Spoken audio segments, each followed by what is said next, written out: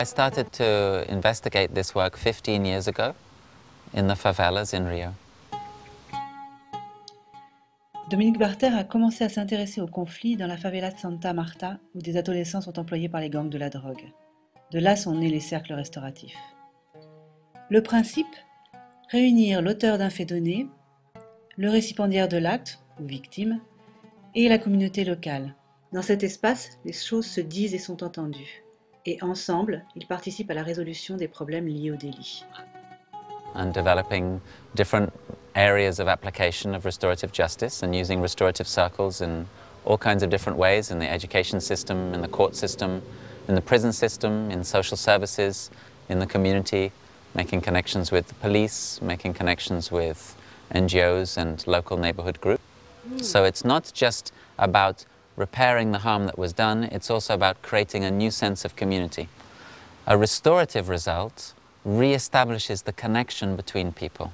It reminds us that our well-being is connected to the well-being of other people.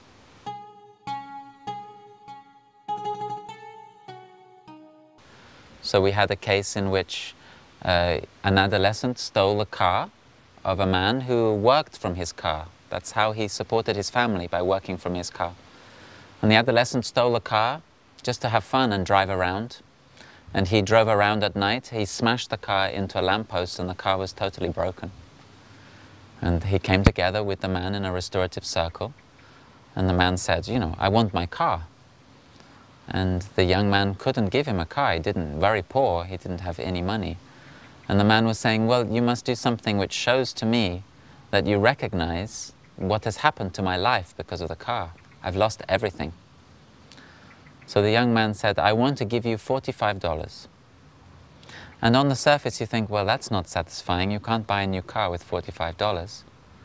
But the man was satisfied, not happy because he lost his livelihood.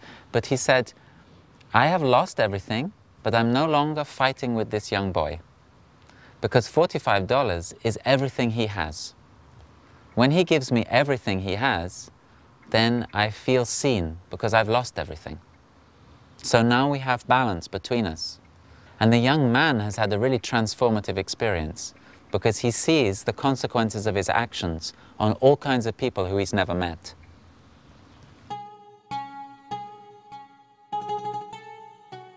The process we're using is just one restorative practice. There are many restorative practices being used in many different places in the world. And lots of research has been done that shows that the level of satisfaction of people who participate in restorative practices is very high.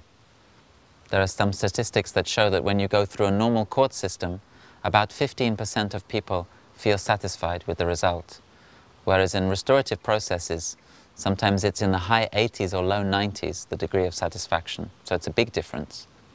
In schools, we see that the number of times the police are called to the school to deal with issues can also drop. Recently, we saw some schools that had a 98% drop in the number of times the police were called to the school after 1 year of the school using restorative circles.